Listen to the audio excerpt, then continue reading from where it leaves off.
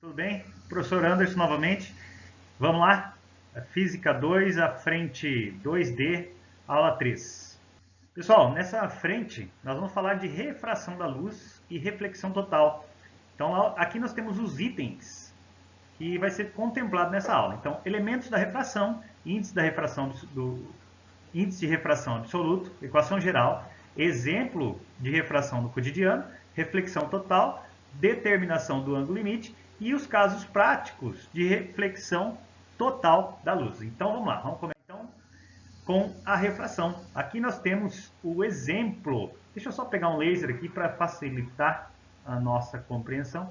Olha só, então, dois exemplos de reflexão. Uma caneta dentro de um copo d'água, parece que ela está quebrada ou parece estar torta. Isso devido ao efeito de refração, né? A luz ela está se comportando de maneira diferente em dois meios. No meio que é contido o ar e no meio que é contida a água. Um outro exemplo, aqui no lago, com essa água cristalina, água límpida, nós temos então os raios solares entrando no lago e sofrendo um desvio. Então esse desvio é a refração dos raios de luz. Tá? Aí a definição que eu trouxe para vocês aqui, a refração é a passagem da luz de um meio a outro, envolvendo mudança na velocidade de propagação. Não só na velocidade, mas também na direção de propagação. A definição, veja só, aqui nós temos um dióptro. Um dióptro é uma região contendo dois meios aqui no caso pode ser o ar e a água. Então dois meios homogêneos e transparentes, dividido por uma superfície plana. Então isso aqui é o dióptro, tá? Depois nós teremos uma aula somente sobre dióptro. Mas aqui o que interessa para a gente é a definição de refração da luz. Então vamos imaginar o seguinte: um raio de luz monocromático, isso significa um único raio de luz, um único comprimento de onda, viajando pelo meio 1, pelo ar. Ele vai entrar no meio 2 e ele vai sofrer um desvio e também a mudança de velocidade. Nesse esquema da refração, nós temos os elementos da refração. Quais são esses elementos? Então vamos lá. Elementos: a normal, que é uma reta imaginária, perpendicular à superfície que separa os dois meios, nesse caso o ar e a água. O raio de incidência, olha só, RI, raio de incidência. Então ele vai incidir em relação ao normal em um ângulo I, tá? Entendam bem isso aqui, que aqui é a base do conteúdo de refração. O raio luminoso ele vai sofrer uma refração com um ângulo R em relação à normal. Ok? Muito bom. Então, isso aqui é a base para o nosso estudo de refração. Então, vamos. Aqui nós vamos falar do índice de refração absoluto. Olha só, vamos dar uma olhadinha na equação que vai ficar mais simples para a gente entender todo o conceito, sabendo já o processo matemático. Então, N igual a C dividido por V, onde N é o índice de refração absoluto. C, a velocidade da luz no vácuo, 3 vezes 10 elevado a 8 metros por segundo. E V é a velocidade da luz naquele meio que eu estou estudando. E aí a gente vai interpretar da seguinte maneira: quando esse número for grande, significa que esse número V é um número pequeno, né? Vamos pensar, esse N e esse V são grandezas inversamente proporcionais. Quanto menor a velocidade V, maior é o índice de refração. Então vamos ver um exemplo aqui, ó. Eu tenho nessa ilustração a luz viajando no ar, ela tem uma certa velocidade, que é aproximadamente a velocidade da luz no vácuo, tá? E quando ela entra na água, ela vai diminuir a sua velocidade. Por que diminui? Porque o índice de refração absoluto na água é maior. Então, olha só, quando for maior o índice de refração, menor é a velocidade. Então a gente já está vendo aqui, ó, na ilustração, o exemplo, tá certo? E aí nós dizemos que esse índice de refração é maior do que o índice de refração do ar, então a água ela é mais refringente do que o ar, certo? Muito bom. Aí aqui algumas dicas para vocês. Ó. O índice de refração no ar é menor do que o índice de refração na água, e o da água é menor do que o índice de refração no vidro, e, consequentemente, é menor do que o índice de refração no diamante. Tá? No vácuo, o índice de refração é aproximadamente igual ao índice de refração no ar, que é igual a 1. Todos os outros meios vão ter o índice de refração maior do que 1. Tá? Então, o menor índice que nós temos é o índice de refração absoluto no vácuo e no ar. Todos os outros são maiores. Aqui, então, nós temos o índice de refração em alguns materiais. No ar, já vimos igual a 1, na água 1,33, no vidro 1,50, na glicerina 1,9, no álcool 1,33, 1,36, no diamante 2,42 e no acrílico é 1,49. Tá? Então, o que nós podemos dizer aqui do diamante? Ele tem o maior índice de refração em relação a todos os outros aqui. Esse índice aqui no diamante é maior. Para ele ser maior, o que acontece com a velocidade? A velocidade é bem menor. Ok? Muito bom. Aqui nós temos a equação geral, também conhecida como lei de Snell-Descartes. Tá?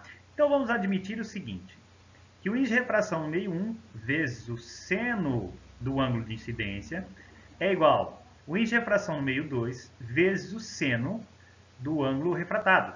Então aqui a gente começa a perceber que o índice de refração e o seno do ângulo naquele meio são grandezas inversamente proporcionais. Dá uma olhadinha, ó. Nós temos uma multiplicação. Então, esses dois fatores são fatores inversamente proporcionais. Então, posso reescrever da seguinte maneira. O seno de I sobre o seno de R é igual a N2 sobre N1. E aí a gente pode concluir que seno de I sobre o seno de R igual a N2 sobre N1. Já vimos que o índice de refração é inversamente proporcional à velocidade naquele meio. Então, o N2 é inversamente proporcional à velocidade 2. O N1 é inversamente proporcional ao V1, tá? Que é a velocidade naquele meio 1. E a velocidade ela está diretamente ligada com o comprimento de onda da luz. Está diretamente ligado, então é diretamente proporcional. Quanto maior a velocidade, maior o comprimento de onda. Quanto maior a velocidade no meio 2, maior é o comprimento de onda no meio 2. Tá? Aí uma observação aqui. Caso o raio incida normalmente, ou seja, perpendicularmente no dióptro, esse atravessará para o outro meio e sofrerá refração, mas não ocorrerá desvio. Então aqui, vamos pegar um raio que incida perpendicularmente, ele vai estar nessa direção, ó, direção e sentido. Ele vai incidir na superfície, ele vai sofrer refração, mas não vai sofrer o quê? Desvio. Tá? Então, caso particular. Depois vai aparecer no exercício para vocês lá. Um raio luminoso incide na normal. Onde vai estar o raio refratado? Também na normal. Tá bom? Exemplos de refração no cotidiano. Já vimos alguns exemplos lá no início. Aqui nós temos de novo um exemplo de um objeto dentro de um copo. Olha só, um canudo dentro de um copo d'água. Parece que está quebrado, parece que está torto o canudo, né? Por quê? Devido à diferença do índice de refração absoluto. O índice de refração na água e no vidro é maior do que o índice de refração no ar e no vidro. Aqui também, ó, a ferramenta para limpar a piscina parece que está torta, parece que está quebrada. Por quê? Diferença de índice de refração. Nós temos aqui o fenômeno de refração ocorrendo. Vamos adiante. E aqui um exemplo bem legal. E quando a gente olha para o céu, a gente vê os astros, né, celestes, as estrelas, os planetas. Mas, na verdade, a gente está vendo num local que ele não está. Deixa eu tentar explicar aqui para vocês. Aqui eu tenho um astro. Vamos imaginar que seja uma estrela. Ela emite uma luz e essa luz vai entrar no nosso planeta. Quando ela entra na nossa atmosfera, ela vai sofrer sucessivas refrações. Tá? Quanto mais próximo do planeta, mais desvios ela sofreu, tá? Porque ela passou por várias camadas da atmosfera. Então, A pessoa vai ver a luz como se estivesse em linha reta. Então a percepção é de que esse objeto está aqui, mas de fato ela não está aqui. Uma situação para poder exemplificar isso é o índio pescando. Quando ele vê um peixe dentro d'água, ele não pode arremessar a sua flecha exatamente onde ele está vendo o peixe. O que ele tem que fazer? Ele tem que arremessar pensando na refração. Então, um pouco antes do local que ele está vendo, para considerar a refração. Um outro exemplo, então, da refração é no fenômeno do arco-íris. Olha só, nós temos gotículas de chuva, de água aqui na atmosfera, e a luz, quando incide nessas gotas, o que ela faz? Ela vai refratar os diferentes comprimentos de onda. E o que são os diferentes comprimentos de onda? Diferentes cores. Essas cores elas vão desviar de forma diferente, umas com um ângulo de refração maior do que as outras. Então, por isso que nós identificamos as cores. Reflexão total, tá? Então, vamos entender que os conceitos iniciais, aqui nós não temos a reflexão total, mas nós temos aqui as ideias principais para poder entender. Então, vamos imaginar um raio luminoso, um raio incidente, saindo de um meio mais refringente, tá? A água, e entrando no meio menos refringente. Como é que eu escrevo isso matematicamente? Ó, o meio 1, o índice de refração, é maior do que o índice de refração do meio 2. E aí a gente lembra que o meio nos dá o índice de refração, que é inversamente proporcional ao ângulo, ao seno do ângulo. Então, consequentemente, o ângulo também. Então, nós temos que o ângulo de incidência é menor do que o ângulo refratado. Tá? Mas a ideia que vocês têm que ter na cabeça é que a reflexão total ela vai acontecer de um raio luminoso saindo de um meio mais refringente e entrando no meio menos refringente. No caso, um exemplo, saindo da água e entrando no ar. Falaremos então nesse momento da reflexão total. Então aqui nós temos 3 situações para poder entender a reflexão total. Então, para determinar os critérios determinantes na reflexão total, vamos analisar as seguintes situações. Então, na primeira situação, a gente tem aqui um ângulo de incidência I. E aí a gente vai considerar que esse ângulo de incidência I, ele é menor do que o que nós chamamos de ângulo limite. Tá? Existe um ângulo limite para que ocorra a refração. Se ele for menor, então ainda nós teremos o quê? Uma refração. Já no segundo caso, nós temos o ângulo I igual ao ângulo limite. Se esse ângulo I é igual ao ângulo limite, então nós teremos ainda uma refração, só que essa refração ela é rasante à superfície. Tá? Se eu aumentar mais esse ângulo de incidência I, olha como aconteceu aqui, ó, esse I, pode até escrever na apostila de vocês aí, que o ângulo I é maior do que o ângulo L, que é o ângulo limite. Se é maior, aí nós temos a reflexão total. Tá? Podemos, então, traduzir tudo isso que nós falamos para a matemática. E aí a gente vai usar o quê? A lei de Snell-Descartes. Vamos pensar aqui em um raio monocromático que está incidindo com um ângulo limite. Se ele vai incidir com um ângulo limite, saindo de um meio mais refringente, entrando no meio menos refringente, então ele vai sofrer refração, mas é uma refração rasante à superfície. Bom, e aí eu vou usar a lei de Snell-Descartes. Então, N1 vezes o seno de I, mas o I agora é o nosso ângulo limite, é igual a N2 vezes o seno do ângulo refratado. Mas o ângulo refratado em relação ao normal é quanto? 90 graus. Aí já podemos resolver aqui, ó. O seno de 90 é igual a 1. Bom, então daqui nós extraímos que N1 vezes o seno de L é igual a N2. Ou seja, o seno de L é igual a N2 sobre N1. Agora, de acordo com a equação acima, podemos ver que o seno do ângulo limite é o quociente entre o índice de refração do meio menos refringente pelo índice de refração do meio mais refringente. O que eu acabei de dizer então para vocês. Então vamos pegar lá. O seno do ângulo limite é igual ao índice de refração do meio 2, que é o menor, para onde ele está entrando, dividido pelo índice de refração do meio mais refringente, da onde ele está saindo, tá? Resumidamente, gente, você quer determinar o ângulo limite para que ocorra a reflexão total. Então você faz o seno de L é igual ao índice de refração do menor índice de refração dividido pelo o maior índice de refração. Casos práticos da reflexão total da luz. Então, aqui nós temos dois casos práticos.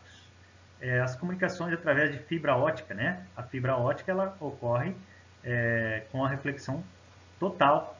Nós temos o que informações eletromagnéticas, né, que entram na fibra ótica e vai sofrendo o que? Reflexão total. Olha só, nós temos informações que estão atravessando aqui o núcleo e ela vai sofrer reflexão na casca e vai seguir o seu caminho, tá? Na fibra ótica.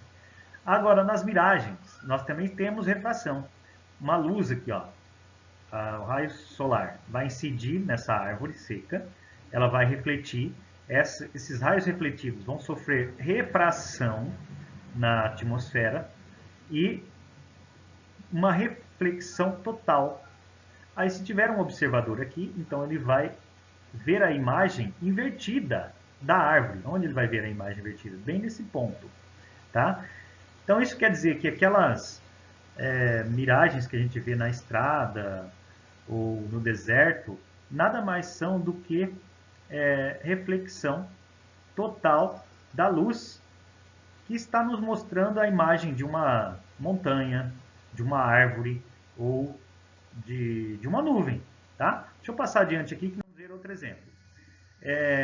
Olha só o caso da miragem. Nós temos aqui árvores, né? E aí nós temos camadas da atmosfera, camadas mais quente e camada mais fria, né? Então o ar mais quente, ó, mais quente, quanto mais para baixo, mais quente o ar. E aí nós temos o raio luminoso que saiu aqui da árvore, ele vai entrar numa camada mais quente, ele sofre uma refração. Uma camada mais quente, ele sofre outra refração. E vai sofrendo refração, né? Até que chega um momento que ele atinge o seu ângulo limite. Ele sofre o quê? Reflexão. E aí ele vai sofrer refração de novo e vai chegar nos olhos do observador. Aí o observador vai ver o quê? Uma imagem, que ele vai chamar o quê? De miragem, tá? Então aqui o mesmo exemplo, né? O carro aqui, ó, ele está vendo a imagem, a reflexão da nuvem, que é a miragem. Então, a miragem nada mais é do que a reflexão de um objeto, mas esse objeto vai ser refletido pela reflexão total, através da refração. Pessoal, paramos por aqui então com a frente 2D aula 3, e aí tem a tarefa para vocês fazerem, então, lá na página 4 e 5, tá? Dessa frente 2D. Façam lá, qualquer dúvida e a gente pode sanar nas próximas aulas. Um abraço a todos, fiquem com Deus.